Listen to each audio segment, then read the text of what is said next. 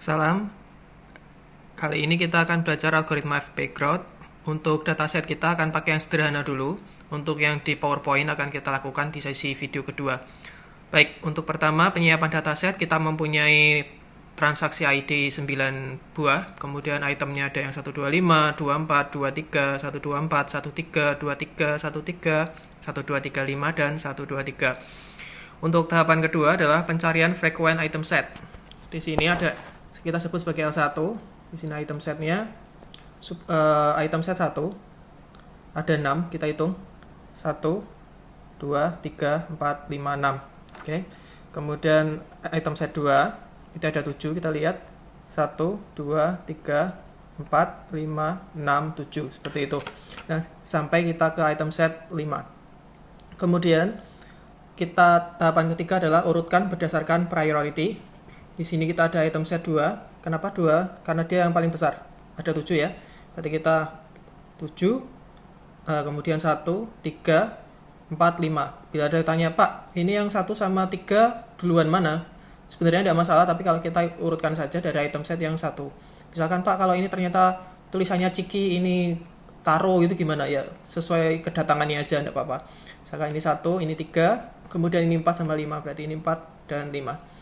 Kemudian tahapan keempatnya, dataset kita urutkan berdasarkan priority. Dari mana? Dari sini.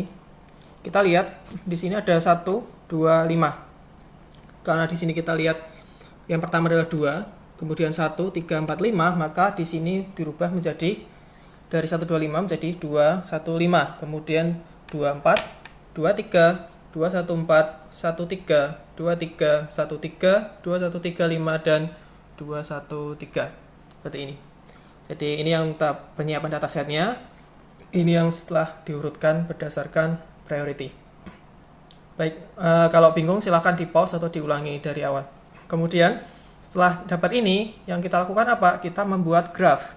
Nah, tahapan pertama kita membuat untuk graph. Dataset kita sudah urutkan, kita buat graphnya ada 0. Kemudian yang pertama apa nih? Kita lihat dari transaction ID ada 215. Berarti kita tulis di sini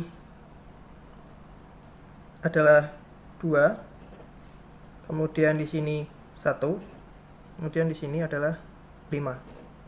Seperti ini. Kemudian kita tulis urutannya. 2 ini urutan ini kan muncul pertama kali, muncul pertama. Kemudian ini muncul pertama. Kemudian kita masuk ke 24. 2 ke bawah ini berarti adalah 4. Nah, 24 ini berarti karena ini 2 kepanggil lagi, berarti kita tulis ini 2, ini tampil 1. Kemudian ada 23.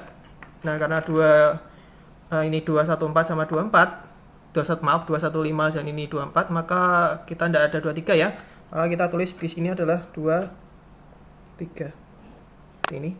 Nah, karena 2 kepanggil lagi, maka kita tulis di sini adalah 3, ini 1. Kemudian ada lagi 214. Di sini ada 215, berarti tinggal kita taruh di sini 214. Di sini berarti 214.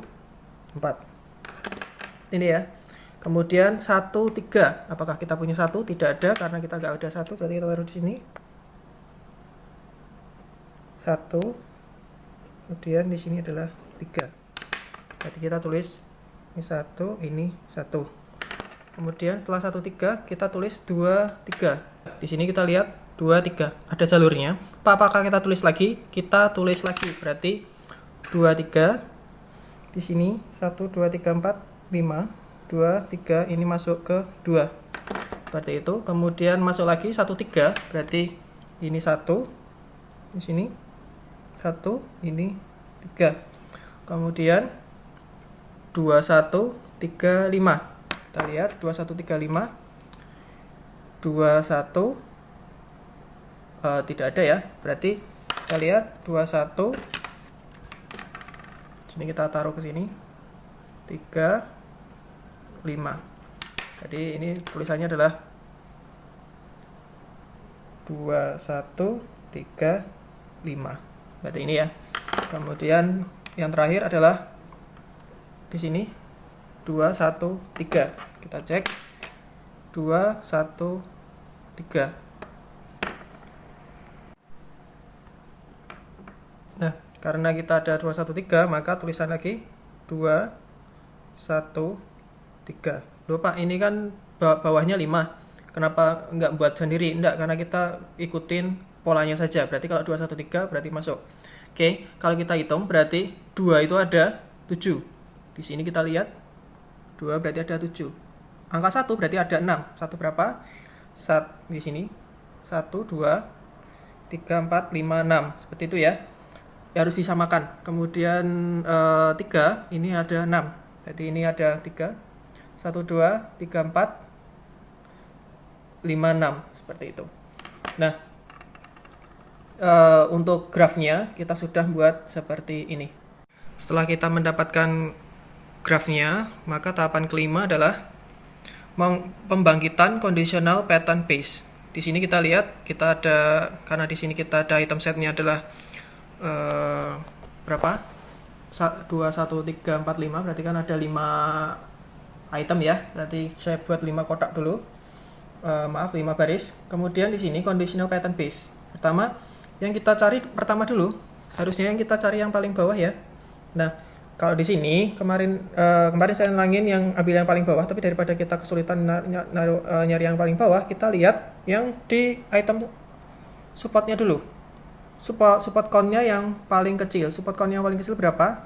Ada 5 dan 4. Kita pilih yang mana? Kita yang paling bawah dulu ya, sesuai urutan. Urutan yang terakhir adalah 5, maka kita tulis di sini adalah, kita taruh sini biar lebih mudah.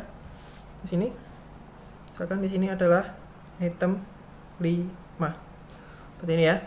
Nah, kemudian kita akan lihat item 5 berarti ada di sini. Itu bawahnya dari mana? Berarti kita lihat ada ini kan. 5 ada berapa? Ada 2, 1, 2. Berarti benar kan? Karena di sini ada 2. Kita lihat 5 itu berarti 2, 1, 5. Oke, berarti kita akan nulis adalah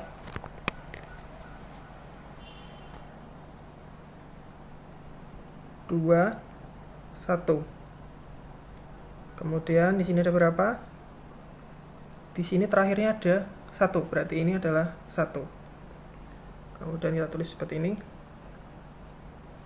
Kemudian yang kedua 2, 1, 3, 5. Berarti kan kita tulisnya di sini.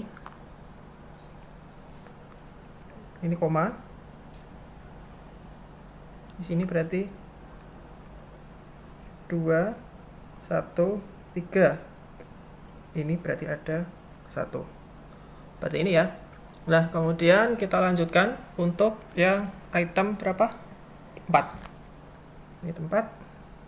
4 kita ada berapa? 4 itu kita ada di sini dan di sini. Berarti kita lihat 2. Pertama 2, 1 dulu ya. Kita lihat di sini 2, 1.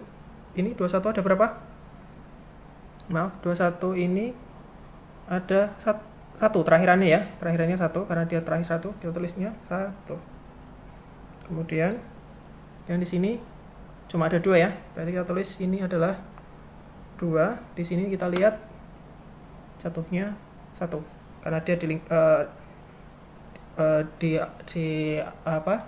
dilalui satu sekali. Oke, kemudian habis 54, kemudian apa? 54, kemudian 3. 3, kita lihat 3 di sini ada berapa? 3 di sini ada 1 di sini. 3, 3, 3. Berarti ada 3 ya. Kita lihat dari yang paling kiri dulu. 2, 1. Kita tulis di sini. 2, 1. 21 di sini ada berapa? Ada 2. Maka kita tulis di sini adalah 2, koma.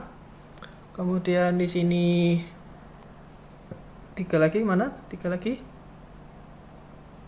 Ini ya. Ini 2, 3. Berarti kita tulis di sini 2. Ini tadi berapa? 2, 3. Tadi mana? 2, 3. Di sini berarti ada 2. Tulis 2 ya. Kemudian yang terakhir nomor 3 di sini di sini. Berarti kita tulis 1. Ini kita koma 1. Nggak kelihatan. 1. Di sini adalah apa tadi? 2. Berarti kita tulisnya di sini adalah 2. Oke. Setelah itu kita 543 berarti 1. Oke, 1 ya. Kita tulis 1.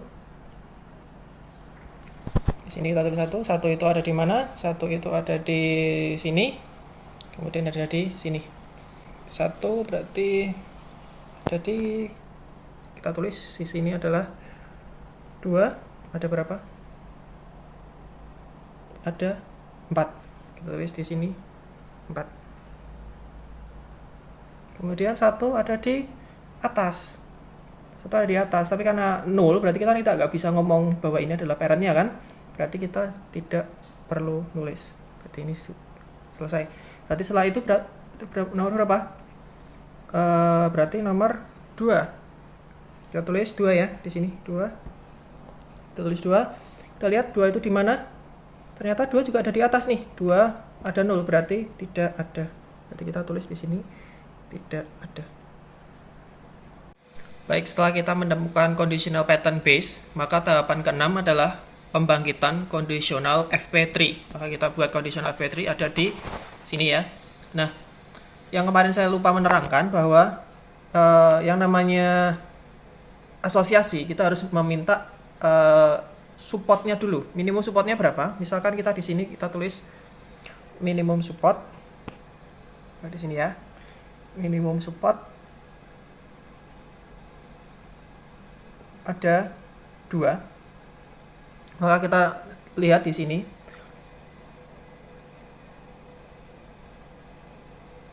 Kita lihat yang ada, kita lihat pertama kita punya 2 ya. Kita aja 2, ada 1, ada 3. Nah, kita lihat dulu di sini kita akan tulis minimum support. Kalau ini kira kurung kurawal, ini kurung siku. Berarti kita lihat berapa? Ini kita lihat ya, 2. Ini berapa? 2 ada berapa? 1, 2. Berarti kita tulis 2 ada 2. Kemudian koma. Ini berapa? 1, 2. Berarti 1 ada 2. Kemudian 3-nya, karena 3 ada 1, sementara kita minimum supportnya adalah berapa tadi? Minimum supportnya 2, maka kita tidak perlu menulis 3. Seperti itu. Maka kita tutup. Oke, sama. Kemudian kita lihat yang kedua, kita lihat di sini 2, ini ada berapa? 1, 2. Itu ya. Berarti kita tulis ini ada 2. Ini 2. Kemudian apakah 1 perlu? 1 cuma 1. Ya kan? Jadi kita nggak perlu nulis. Kemudian di sini kita lihat ada yang nomor 3, 2, 2, 1. Ini kan. Nah, kita lihat berarti 2-nya berapa? 1, 2. Berarti kita tulis, ini 2-nya berapa? 2-nya ada 2. 2-nya ada 2. Berarti kita 2 nulisnya berapa? 4. Berarti di sini 2 ada 4. 4-nya dari mana? Jangan lupa. 2 ini kan ada 2. 2 sini juga ada 2. Berarti 2, 2. Berarti ada 4. Kemudian jangan lupa di sini masih ada 1 nih. 1 ini ada berapa? 1 di sini ada 2. Kenapa? Kita tulis di sini koma 1 adalah 2. Bisa kita lihat di sini yang untuk ketiga, kita lihat ketiga di sini ya. 3 itu kan dia arahnya dari sini, 3 dan 3. Sementara yang 1 berbeda jalur, maka kita tulisnya di sini 21, 22, kemudian koma I2. Di sini kita lihat 24 ada 1, 2. Maka karena di sini kita fokus yang di blok yang sini, yang di sini masuk, berarti kita harus nulis sendiri. Ini kan I2 ada, I3 maaf, I3 ada 2 ya. Berarti kita tulis di sini koma I1, maaf, kelihatan. I1 ada 2. Oh, di sini jangan lupa 2 di sini ada 4. Kemudian di sini ada 1 di sini masih ada di dalam sini, berarti maka kita masukkan adalah 1 2. Karena terus kemudian yang satunya ada di luar, yang ada di blok kanan ini, maka kita nulisnya 1 ada 2. Ini ya. Kemudian 24 kita lihat karena memang sudah memenuhi minimum support, berarti kita tulis saja di sini 2 4 seperti ini. Baik, setelah kita menyelesaikan pembangkitan conditional FP3, maka yang kita lakukan yang terakhir untuk tahapan ini adalah 7 pembangkitan frequent set. Caranya bagaimana? Kita lihat itemsnya adalah 5 ya, item 5, dan di sini conditional FP3-nya kita ada 2 dan ada 1. Yang pertama berarti kita tulisnya adalah di sini berarti 2,5. Karena ini items, maka kita kurung kurawal. Ini ada berapa? Ini ada 2 ya, berarti kita tulis 2,5 sama dengan 2 kurung tutup. 5-nya dari mana? Karena kita minta item 5, seperti itu. Kemudian lihat lagi, ada yang 1 ya, maka kita tulis ini adalah 1,5. 1,5 ada berapa? Ada 2 kurung titik 2 ada 2. Kemudian jangan lupa karena kita masih dalam satu kotak, berarti kita tulis 215. Di sini kita tulis ini 2,1,5. Sini ada 2. Kemudian yang kedua, ini ada item kedua, ada 2 biji. Di sini ada itemnya 4. Oke, berarti kita tulisnya adalah 2,4 karena 4-nya ini adalah item ini. Kita tulis ada 2. Kita masukkan 2. Tutup. Kemudian yang ketiga, kita ada 2 1 1, maka kita lihat seperti ini caranya. Nanti kita tulis 2 3 di sini kelihatan ya. Maaf, 2 3, berarti kita tulis di sini adalah 2,3. 2 di sini ada berapa? 4, maka kita tulis di sini 4 kurung tutup dan kurung buka lagi. Kita lihat ada 1, berarti 1 3. Berarti kita tulis di sini 1,3. Ada berapa? Ada 2. Berarti kita tulis 2? Salah. Kita tulisnya ada 4 karena ada satunya ada 2 di sini ya. Kita tulis ada 4. Ini kemudian yang terakhir 2 1. Ini kan kita belum punya ya. Nah, di sini kita tulis 2 1 3 3 dari mana? Karena 3 dari sini ya. 3 2,13 ada berapa? Ada di sini, kita lihat di sini 2 1 3. Di sini ada 4, di sini ada 2, di sini ada 2. Yang dipilih yang mana? Jangan pilih yang 4, tapi pilih yang paling kecil nilainya. Maka kita tulis di sini adalah 2. Sini. Kemudian yang terakhir, ya karena kita cuma punya 1, berarti kan kita tinggal tulisnya 2,1 punya 4. Ini ya. Baik, kita sudah masuk ke pembangkitan frequent pattern untuk tahap yang ke-7. Mengetahui pembangkitan frequent pattern generated ini, misalkan kita ditanyain berapa confidence item untuk 125. Jangan lupa seperti a priori kemarin, maka kita buat jika beli 1, maka kemungkinan beli 2 dan 5 berapa? Jika beli 2, maka kemungkinan beli 1 dan 5 berapa? Jika beli 5, maka kemungkinan beli 1 dan 2 berapa? Kemudian seterusnya. Kemudian jika kita beli 1, 2, dan 5, kan tidak mungkin ya, karena kita belinya 1 ini. Nah, kemudian kita lihat confidence-nya. Caranya confidence berapa? Kita lihat 125 kita cek sini. 125 itu berapa? Kita lihat 215, di sini ada 2 ya. Berarti kita tulis ada 2. Di sini berarti 2 dibagi di sini 1 berapa? Kita lihat 1. Kita lihat 1 di sini. Frekuensi item setnya ada 6. Nah, kita arahkan ke sini biar lebih cepat. Oke, maka kita tulis ada 6 seperti ini. Kemudian di sini 26. Kemudian 15 sama, berarti di sini kita pakai 2 dibagi 2 dibagi 2 dibagi 2 dibagi 2 dibagi. Oke. Sekarang angka 2 berapa? Angka 2 7. Di sini kita tulis 7. Kemudian 5 berapa? 5 ada 2. Kita tulis 2 di sini. Kemudian lihat 12 di mana? Kita lihat 12. Kita lihat 12 ada di mana? 12 di sini ya. Maaf nggak kelihatan. 12 ada di sini. Berarti kita tulis di sini adalah 2 4. Kemudian 15 ada berapa? 15 ada di mana? 15 di sini ya. 15 ada 2. Kita tulis 15 ada 2.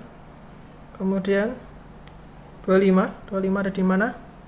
Kita lihat 25 ada di sini. Di sini 25 ada 2. Berarti kita tulis di sini 2. Maka kalau kita hitung seperti ini,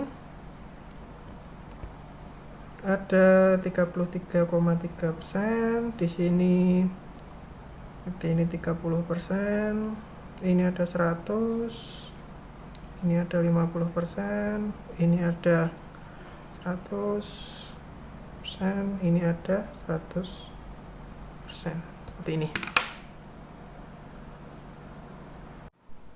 Nah, setelah kita menemukan confidence-nya, maka kita misalkan ngomong, saya pengen tahu confidence yang terkuat dengan minimum confidence-nya 60% misalkan, berarti berapa? Ini ya. Kita lihat dulu ya, misalkan sini. Berarti jika beli 5 maka akan beli 1 dan 2 itu confidence-nya 100%. Kemudian jika beli 1 dan 5 maka kemungkinan beli 2-nya adalah 100%. Kemudian jika beli barang 2 dan 5 maka beli barang nomor 1 adalah 100%. Seperti itu. Baik, untuk algoritma FP Growth kita sampai sini dulu. Terima kasih.